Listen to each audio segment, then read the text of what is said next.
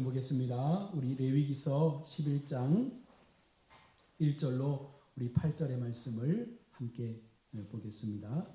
레위기서 11장 1절로 우리 8절 말씀입니다. 우리 한 절씩 교독하겠습니다.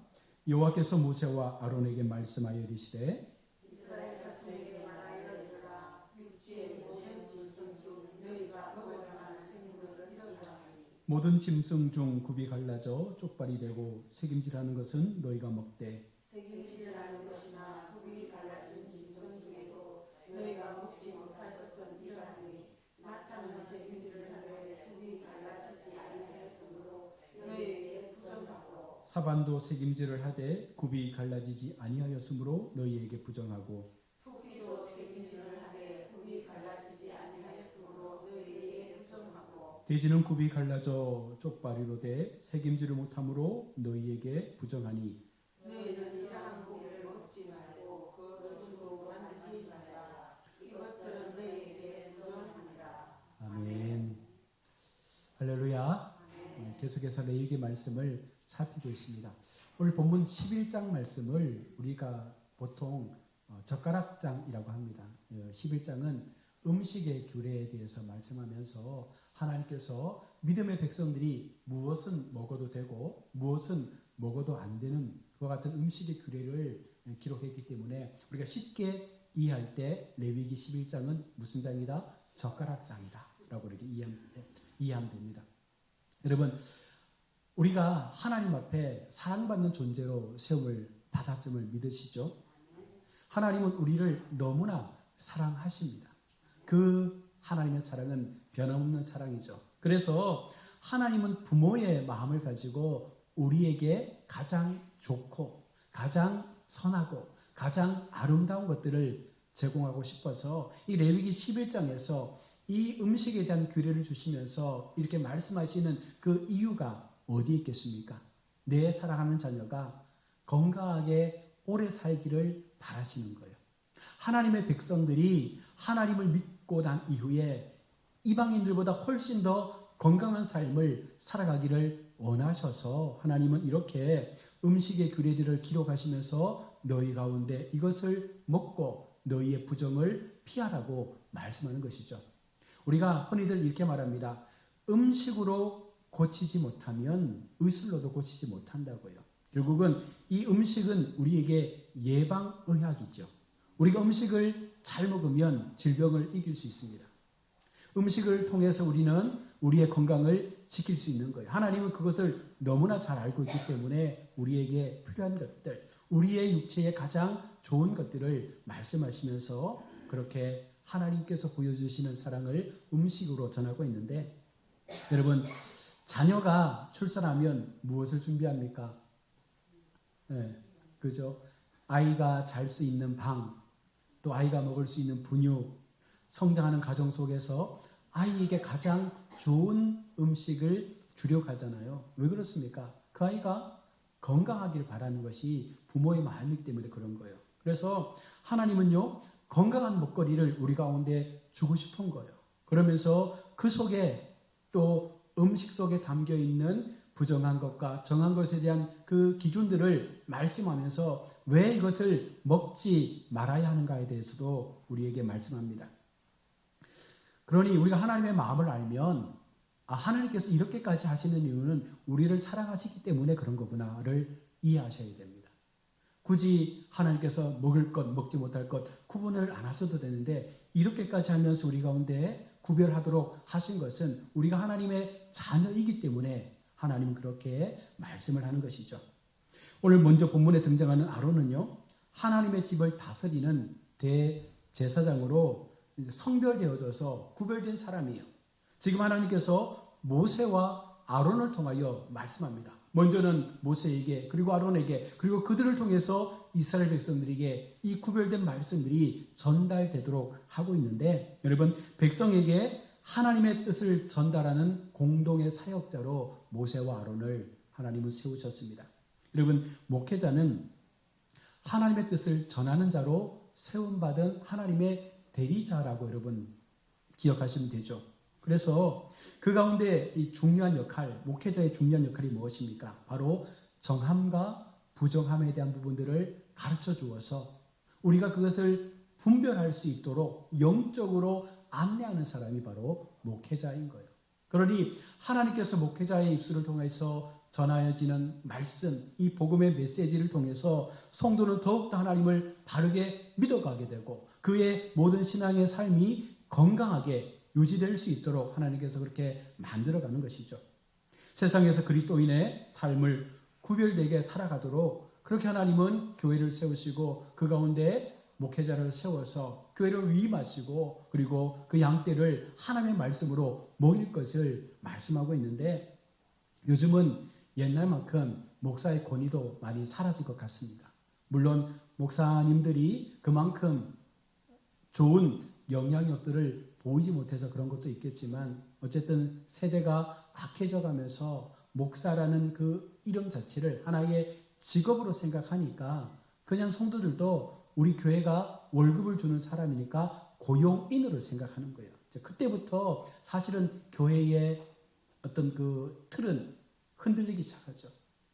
하나님 앞에 세워진 말씀의 대리자, 이것은 하나님의 귀한 말씀을 전하는 자로 세움을 받았다라는 이 인식을 우리가 갖지 못하면 우리 마음 가운데 하나님의 말씀이 은혜로 받아지기가 어렵다는 거예요.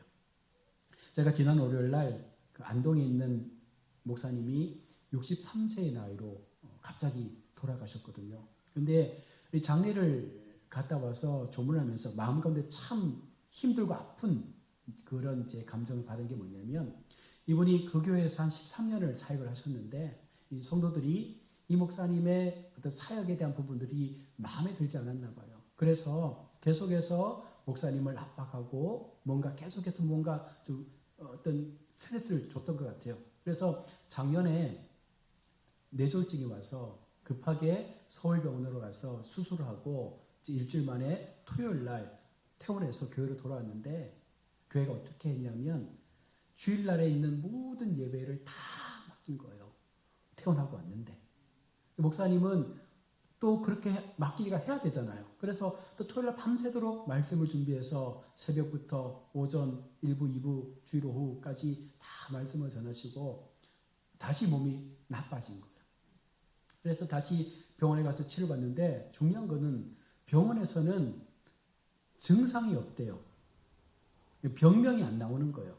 그래서 목사님이 그래도 몸이 안 좋아서 힘드니까 내가 좀 쉬고 싶다. 한 2달만이라도 좀 쉴 수 있도록 해달라고 했더니 교회에서 어떻게 말씀을 했냐면 그러면 목사님을 대신해 설교할 사람을 세워서 목사님께서 받은 그 사례비로 그분 사례비를 줘라. 이렇게 된 거예요. 어쩔 수 없이 사모님이 그렇게 하기로 하고 한 2달을 쉬었던 것 같아요. 자, 그런데도 계속해서 뭔가 몸이 회복이 안 되고 병원에 갔는 데는 이상이 없고 그래서 제가 보는 견해로는 신체화 증상 같아요. 우리 심리학에서 극심한 스트레스를 받으면 몸이 아픈데 증상은 안 나타나는 신체화 이와 같은 증상인데 그런데 어느 날 갑자기 이제 목사님이 돌아가신 거죠. 그리고 그 돌아가시는 그 과정에 몇 달을 계속해서 외부의 목사님이 설교를 하셨는데 그 목사님도 조금은 이해가 안 되는 부분이 그리고 목사님이 아프시면 예배를 드리고 와서 기도해주고 가셔야 되잖아요. 목사님이 회복될 수 있도록. 그런데 설교만 딱 하고 그냥 가시는 거예요. 그런 여러 가지 많은 모습들을 보면서 오늘날 교회가 하나님 앞에 어떤 모습으로 세워져 가고 있는가? 과연 우리 속에 정말 사랑은 있는가? 목사와 성도의 관계가 얼마나 하나님 앞에 온전한 관계로 그렇게 지켜져 가고 있는가? 이런 교회가 얼마나 많겠어요. 그래서 이제 그 장례를 마치고 돌아오는 그 마음 내내 굉장히 마음이 무거웠습니다. 여러분, 하나님께서 교회를 세우시고 또 교회 속에 말씀의 사역자를 세우셨을 때 물론 목사도 인간이기 때문에 부족한 게 많잖아요. 그럴 때 사실은 성도님들이 더 많이 기도해 주면서 그 목사를 통해서 더 좋은 말씀들이 나올 수 있도록 그렇게 해야 되는데 마음에 안 들면 우리 마음 가운데 어떤 마음부터 듭니까?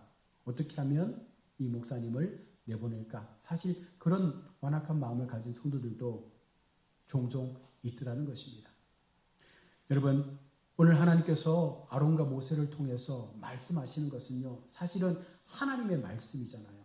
그를 통해서 비록 인간의 입술을 통하여 전달되어지지만 이 모든 말씀은 하나님께서 그들을 통하여 대신할 수 있도록 주어진 말씀이기 때문에 우리 모두가 늘 이 말씀을 들을 때 이것이 내게 주신 하나님의 음성이라고 우리가 생각하고 말씀을 들어야 그게 은혜가 됩니다. 어떤 분들은 말씀 듣다가도 마음에 뭔가 확 찔리면 우리 어떻게 해야 됩니까? 회개하고 하나님 나를 책망하는갑다 이렇게 생각이 되는데, 야, 저 목사님 또 나한테 또 표적 설교한다 이렇게 마음을 가지시면 여러분 그 자체가 은혜가 안 되는 거예요. 우리가 하나님 앞에 예배하러 와서 하나님의 은혜를 받고 싶고 하나님의 말씀에 풍성한 꼴을 먹고 싶은데 우리 마음이 그렇게 준비되지 못하면 아무리 훌륭한 목사님이 말씀을 전해도 사실은 그 말씀이 우리에게 위로가 되지 않는 것이죠. 어쨌든 하나님은 그렇게 아론과 모세를 통해서 이스라엘 백성들이 구별된 삶을 살아가도록 안내하기 위해서 계속적인 말씀의 교훈들을 주고 있습니다. 그러므로 오늘 말씀은 제사장의 역할로서 바로 정한 것과 부정한 것 사이를 구별하고 백성에게 그렇게 하라고, 그렇게 음식을 먹고 건강하게 하나님을 향한 예배자로 세워져 갈 것을 요청하고 있는 것입니다. 이스라엘 백성들에게 고기를 먹을 수 있는 어떤 특권이 있었잖아요. 모든 고기를 다 먹을 수 있는 것은 아닙니다. 어떤 종류의 고기는 부정한 것으로 여겨졌기 때문에 하나님께서 그런 고기들을 금한다라고 말씀하고 있는데, 또 어떤 고기는요, 정결한 짐승으로 그 고기는 또 마음껏 먹을 수 있도록 하나님께서 그렇게 구별을 해 놓으셨습니다. 자, 그런데 왜 이런 규정들이 필요했을까요? 오늘날은 우리가 모든 고기를 웬만하면 다 먹잖아요. 근데 이 당시에는 사실은 많은 구분들이 있었던 거예요. 왜 그러면 그런 부분들을 하나님께서 금하시고 먹을 것과 먹지 못할 것들을 나누셨을까? 당시에 실제로 그들에게 먹지 말라고 했던 그런 많은 부분들이 몸에 해로웠을 것이라는 많은 과학자들과 의사들의 추측들도 있습니다. 먹기에 부적합한 그런 짐승들이라고도 말합니다. 먹이 사슬의 관계에서 보아도 레위기 11장에서 금하고 있는 많은 그 짐승과 또 새와 어리와 그런 것들은요, 사실 우리 몸에 어떤 부분은 좋을 수 있겠지만 전체적인 맥락으로 볼 때는 사실은 훨씬 더 몸을 나쁘게 만들 수 있다는 것이죠. 그리고 우리가 충분히 이런 것이라고 생각하고 따라서 식용하는 것들, 즉 집토끼, 산토끼, 돼지, 따위도 이들 나라에서는요, 그들 몸에 해로웠는지도 모른다는 거예요. 그래서 하나님께서 그런 모든 부분들을 보면서 우리 가운데 먹지 말 것에 대한 부분들을 말씀하는 것이죠. 또 하나는 이 말씀을 통해서 우리가 순종해야 되는 이유가 우리 육체의 주인이 누구예요? 하나님이시기 때문에 그런 거죠.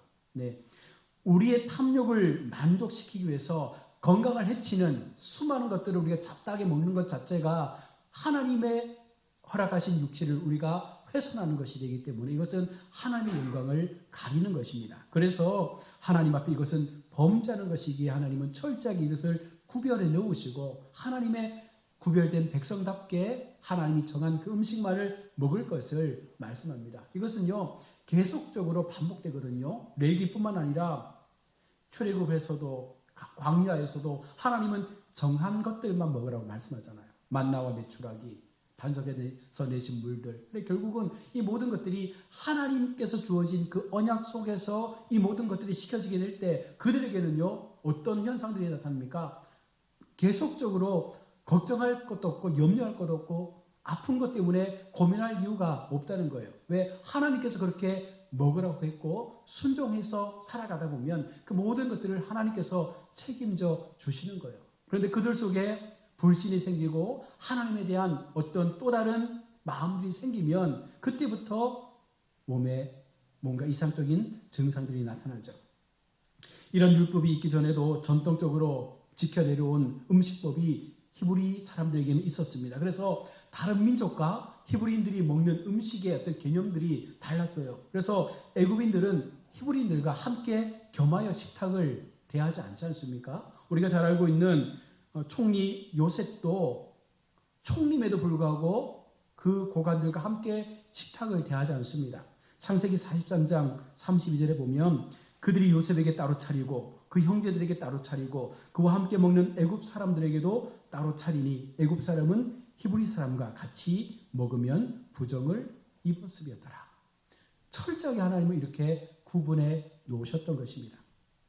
음식의 규례에서 우리에게 주는 이 교훈들은요, 율법에 의해서 부정한 것으로 또한 가증한 것으로 여겨졌던 이 피조물의 대부분은요, 음식으로 사용되어졌긴 했지만 그보다 더 중요한 것은 이방인들이 그 같은 짐승들을 가지고 무엇을 했냐면 이방신을 섬기는 제사의 제물로 이와 같은 짐승들을 많이 드렸다는 거예요. 신들에게 드리는 제물로서 이 짐승들이 사용되어졌기 때문에 하나님 입장에서는 부정한 짐승이 되는 것이고, 그 부정한 것을 먹는다는 것은 결국 우리가 하나님의 백성으로서는 옳지 않다라는 것을 말씀하는 것입니다.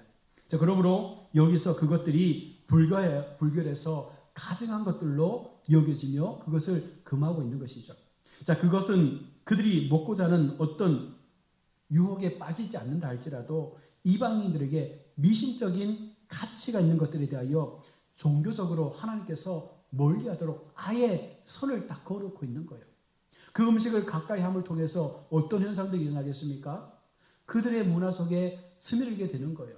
그 음식을 먹음을 통해서 그들이 행하는 모든 그 신적인 의식에 참여할 수 있는 동기를 만들게 된다는 것입니다. 그래서 하나님은 악한 부분들에 대해서 철저하게 끊으시고 아예 접근하지 못하도록 막으시면서 하나님의 백성들이 더 건강하게 거룩하게 살아가기를 바라시는 거죠.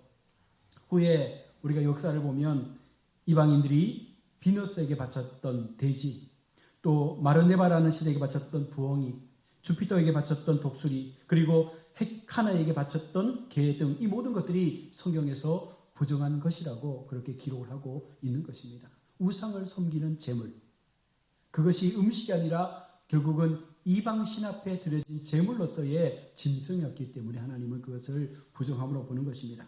짐승에 대해서 말하면 어떤 일반적인 법칙들이 있는데 여러분, 굽이 갈라지고 색임질하는 짐승들만 정결하다라고 오늘 성경은 말씀하고 있죠.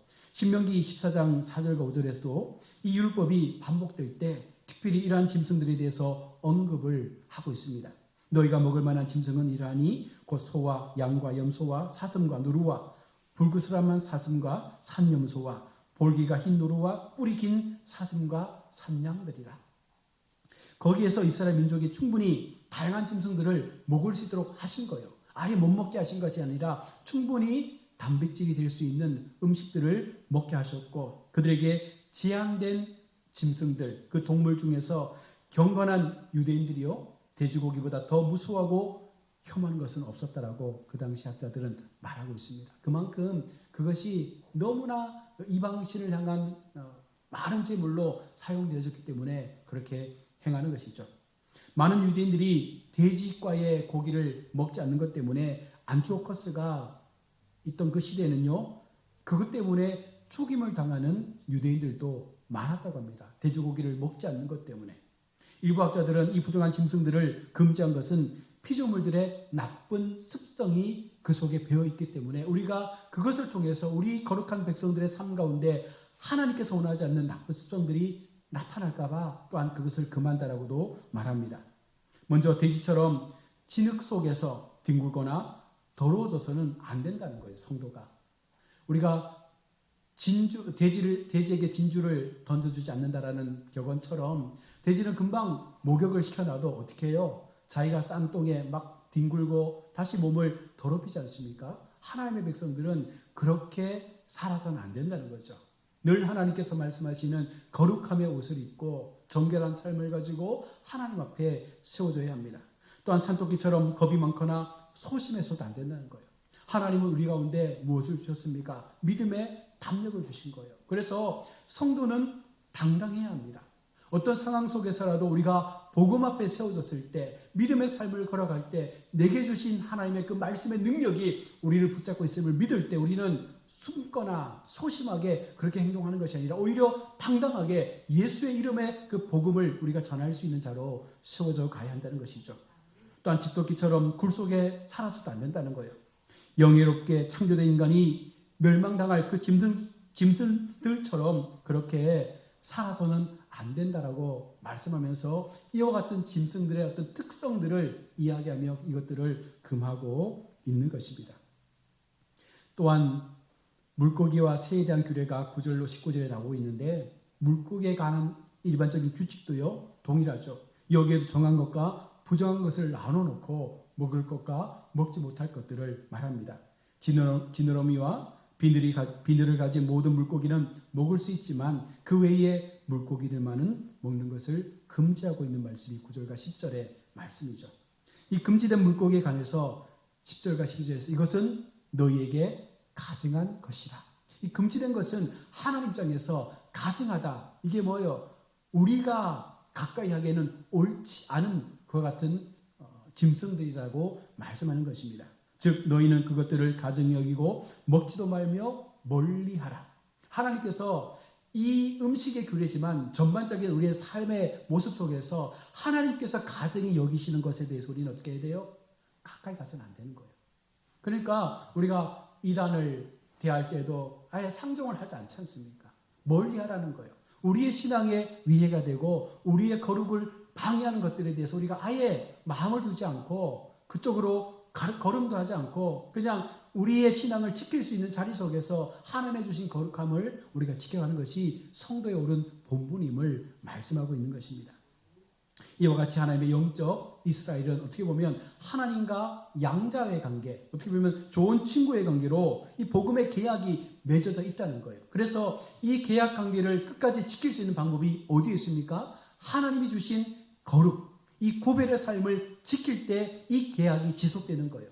구별이 훼손되어지고 거룩한 모습이 훼손되어지는 순간 하나님과 맺은 그 계약은 파괴될 수밖에 없는 것입니다. 그래서 하나님께서 우리가 존귀한 자로 계속해서 세워질 것을 원하시기 때문에 이와 같은 모든 부정한 것들로부터 우리의 삶이 더럽혀지지 않도록 그렇게 막고 있는 것입니다.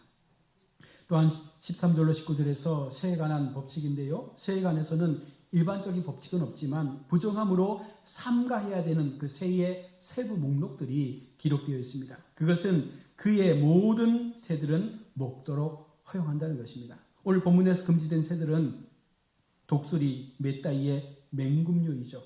하나님은 그의 백성들이 어떻게 살기를 바라시는 거예요? 야만스럽고 잔인하게 피를 흘리며 증오하며 살기를 원하지 않는다는 것을 이와 같은 모습 속에서 보여주는 것입니다. 피를 흘리거나 약탈하거나 그렇게 살기를 원하지 않는 거예요. 하나님은 화평을 원하잖아요. 그래서 이스라엘 공동체도요, 약자에 대한 부분들을 철저하게 보호하고 지킬 것을 늘 하나님께서 강조하는 이유가 어디에 있습니까? 하나님은 선하신 하나님이기 때문에 우리의 강함으로 인해서 약한 자를 괴롭히는 것을 하나님은 용납하지 않는다는 것입니다. 맹금에게 먹이가 되는 비둘기는 사람이 먹을 수 있는 식물이 되며 하나님 앞에 제물로도 합당하게 드려질 수 있는 거예요. 그러나 비둘기를 잡아먹는 솔개나미는 하나님과 사람 앞에 가증한 것이기 때문에 그것을 하나님은 금하고 있습니다. 또한 다른 새들은 군과하지 않는 당아새와 부엉이 그리고 황새와 까마귀 같이 어둡고 황량한 곳에서 거주하는 새들, 이것들을 금하고 있잖아요. 어떻게 보면 우리가 이 새들의 금지된 이유를 살펴볼 때 하나님의 백성인 우리 그리스도인들이 여러분 우울하거나 끊임없이 고독 속에서 살아가는 그 고독을 삼키면서 살아가는 것들을 하나님께서 기뻐하지 않는다는 거예요. 예수 믿으면서 여러분 우리 마음 가운데 우울한 마음이 들 수 있죠. 예수 믿는 사람들도 우울증이라는 병에 걸릴 수 있죠. 그러나 그와 같은 상황 속에서 하나님은 반드시 참으로 우리가 주님을 믿을 때 그 모든 영적인 마음, 육적인 마음 회복시켜 주시는 하나님의 은혜의 그 기름 부으심이 우리 가운데 나타난다는 거예요. 그래서 하나님 앞에 우리가 전심으로 그 말씀 앞에 살고자 애를 쓰고 우리의 삶을 거룩함으로 성별해서 하나님 앞에 드리고자 했을 때 우리 속에 있었던 그 모든 연약해진 감정들, 여러분 우울한 그 모든 고독들이 어느 순간 기쁨으로 바뀌어지게 되는 거예요. 예수를 믿을 때 얻어지는 참된 기쁨, 내 속에 부어주시는 하나님의 그 참된 행복한 마음들이 날마다 우리로 찬양하게 하고 날마다 우리로 하나님 앞에 기쁨으로 나아갈 수 있는 그런 소망을 주기 때문에 여러분 우리가 예수님을 믿는 것 아니겠습니까? 또 다른 새들은요, 불결한 것을 먹고 사는 새들입니다. 뱀을 잡아먹는 황새와 벌레를 잡아먹는 여러 새들을 금하고 있는데 여러분 우리 자신들은 이 모든 부정한 것들로부터 삼가해야 될 뿐만 아니라 바로 부정한 것 속에 있는 자들과 교제하는 것도 하나님은 금하고 있는 것입니다.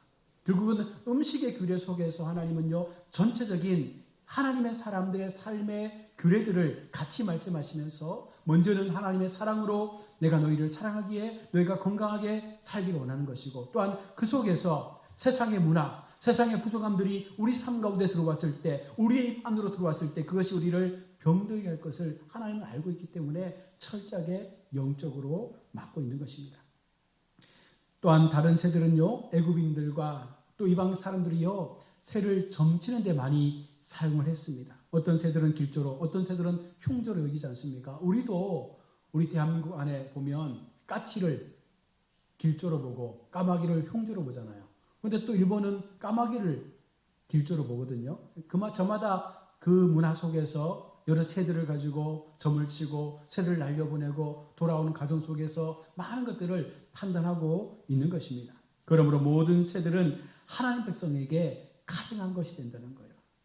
우상을 위해서, 미래를 점치기 위해서 그렇게 쓰여지는 모든 짐승들이 하나님 앞에 옳지 않은 것이죠. 이 모든 것들이 하나님의 피조물로 지어졌는데 이것이 우상 앞에 드려지기 때문에 결국은 그 자체가 부정할 수밖에 없는 거예요. 달리 말하면 우리가 하나님 앞에 지음받은 하나님의 피조물로서 귀한 존재로 세움을 받았잖아요. 그런데 우리가 하나님의 피조물에 합당한 삶을 살아내지 못하고 세상의 부정함 속에 우리를 내어드리는 순간 결국 우리도 이 짐승들처럼 부정한 삶이 될 수밖에 없다는 것입니다. 그래서 하나님은 이 11장에서 음식의 규례를 말씀하시면서 우리 가운데 너희가 나의 마음을 알고 있느냐 이것을 물으시는 거예요. 내가 너희를 이만큼 사랑해서 너희가 건강하게 바르게 살기를 원하고 있는데 너희가 이것을 금하며 정말 하나님의 말씀 속에서 이것을 지키며 살아갈 수 있겠느냐. 여러분 이것이 오늘 우리 가운데 결단해야 될 말씀의 모습인 거예요. 하나님이 가장 기뻐하시는 것은 순종이라고 말하지 않습니까? 말씀이 들려졌을 때 이 말씀에 순종하는 삶이 하나님 앞에 기쁨의 삶이 되는 거예요. 물론 오늘날에는 모든 다양한 오늘 레위기에서 금하고 있는 것들을 다 먹지만 이 당시에 하나님의 관점 속에서 지금 말씀을 드리는 것이고 이제 은혜 시대 속에 살면서 많은 것들을 먹을 때 우리가 명심해야 될 것은 이와 같은 것들이 결국은 하나님 앞에 때때로 부정한 것이 되고 이것들이 또 때때로 하나님 앞에 우상을 섬기는 제물이 될 때 우리는 이것을 스스로 금할 수 있는 마음의 어떤 결단들을 해야 된다는 거예요. 우리가 잘 알고 있는 것처럼 제사를 위해서 드려졌던 그 제물의 음식을 우리는 먹지 않지 않습니까? 알고서는 먹을 수 없는 거예요. 모르고서는 먹을 수 있어도 하나님 용납하시지만 알면서도 먹는 것에 대해서 우리는 하나님 앞에 이것을 스스로 구별되게 해야 되는 거예요. 요즘에 식당에 오면 헛제사밥이라고 많이 판매하더라고요. 제가 그 의미를 잘 인식하고 있는지 모르겠지만 제사를 드리는 건 아니지만 그와 같은 음식들을 만들어서 아마 먹는 것처럼 되는 것 같아요. 사실 이런 부분들도 하나의 우상에 대한 섬김의 모습이 아닐까라는 생각을 해봅니다. 그러니까 우리가 조금만 더 신경을 쓰고 조금만 더 우리 주변을 살피면서 내가 어떻게 행하는 것이 하나님 앞에 거룩하게 살아가는 삶의 모습인지를 깨닫게 될 때 그 속에 진정한 순종의 모습들이 나타나게 된다는 것이죠. 우리 마음에 하나님을 사랑하는 마음이 있다는 것. 내 마음 가운데 정말로 하나님께서 우리를 얼마나 사랑하시는지를 우리가 깨닫고 그 사랑 속에서 나도 하나님을 사랑하는 마음을 가지고 세상 가운데 조금은 구별되게 살아보려고 애쓰고자 하는 그 마음들이 생겨날 때 우리 속에 하나님은 변화의 역사들을 만들어가는 거예요. 세상이 살기 좋아질수록 수많은 더 많은 모르는 질병들이 막 창궐하잖아요. 결국은 무엇이겠습니까? 모든 것들이 하나님의 질서 속에서 하나님께서 말씀하시는 그 모든 잘못된 먹이의 음식 속에서 나타나는 질병들이잖아요. 공식적으로 발표하지는 않지만 우리 코로나 같은 경우에도 중국의 박쥐를 통해서 전염되었다라는 설이 가장 많지 않습니까? 중국은 부인하지만 왜 박쥐를 먹는 거잖아요. 먹음을 통해서 사람에게로 그 세균들이 전염되어지고 그것이 개체가 돼서 많은 사람들에게 퍼뜨려지는 전염병이 되어지고 있고 지금도 얼마나 다양하게 수많은 어떤 그 짐승들을 잡아서 먹는 인간의 잔인함들을 보여주지 않습니까? 하나님은 그런 것들을 원하지 않는 거예요. 악하게 피 흘려서 그것들을 통해서 우리의 배부름을 우리의 욕망을 채우는 것들을 하나님께서 기뻐하지 않는다는 사실을 우리가 기억하면서 말씀을 정리하면 하나님은 하나님의 백성다운 삶의 모습들이 우리 가운데 나타나기를 원하시는 것입니다. 언제라도 말씀이 전하여졌을 때 그 말씀 앞에 순종하고 그 말씀을 따를 수 있는 믿음의 고백들이 일어나길 원하시는 거예요. 그래서 언제라도 우리가 하나님 앞에 구별되었다라는 이 믿음의 고백을 통해서 나를 점검할 수 있는, 나를 하나님 앞에 조금은 더 구별되기 위해서 더 애쓸 수 있는 그 마음을 가지고 순종의 삶을 살아드릴 때 하나님 그것을 통해서 기뻐하심을 받는 것입니다. 그때 회복의 역사가 나타나고 그때 우리의 모든 삶에 우리를 둘러싸고 있던 모든 악한 영들의 세력들이 떠나게 되는 은혜들이 나타나게 되는 것이죠. 여전히 지금도 하나님의 기적은 우리 가운데 존재합니다. 다만 우리가 얼마나 하나님을 전심으로 신뢰하고 얼마나 그 믿음 속에서 내가 하나님의 거룩함을 지키는 자로 세워져 가기를 준비하고 있는지에 따라서 그 시간은 앞당겨질 수도 있고 더 길어질 수도 있다는 것이죠. 그러니 지금 나의 신앙 속에 나의 삶의 모습 속에 여러 많은 환난과 고난과 아픔이 있다 할지라도 그것을 통해서 하나님이 내게 주시는 진정한 삶의 의미가 무엇인지를 깨닫고 또 한 번 내가 거룩함으로 하나님 앞에 세워지기를 바라고 내 삶을 순종의 삶으로 하나님 앞에 드릴 때 반드시 하나님께서 그 백성들을 외면치 않으시는 은혜가 나타날 수 있기를 축복합니다. 그 믿음으로 남은 한 주간 승리하시는 우리 성도들 되시기를 주의 이름으로 축원합니다. 아멘. 기도하겠습니다. 하나님 은혜를 감사합니다. 오늘도 우리가 레위기 11장의 말씀을 통해서 하나님이 우리 가운데 전하여 주시는 참된 거룩함, 구별에 대한 삶을 우리가 배워갑니다. 하나님은 하나님의 백성들을 조금 더 건강하게, 조금 더 이 땅에서의 삶을 구별된 삶으로 살아가기를 원하시고 그와 같은 삶을 통해서 그 백성들에게 놀라운 하나님의 복과 은혜를 부어주실 것을 약속하고 있습니다.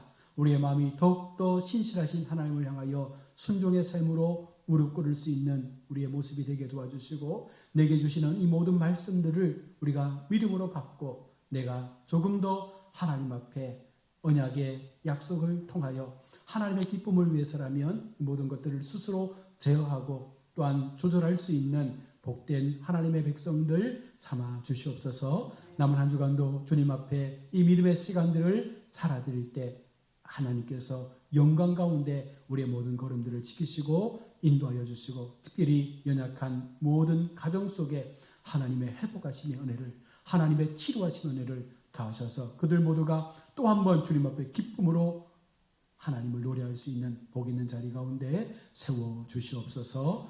모든 것 감사드리며 거룩하신 예수님의 이름으로 기도드립니다.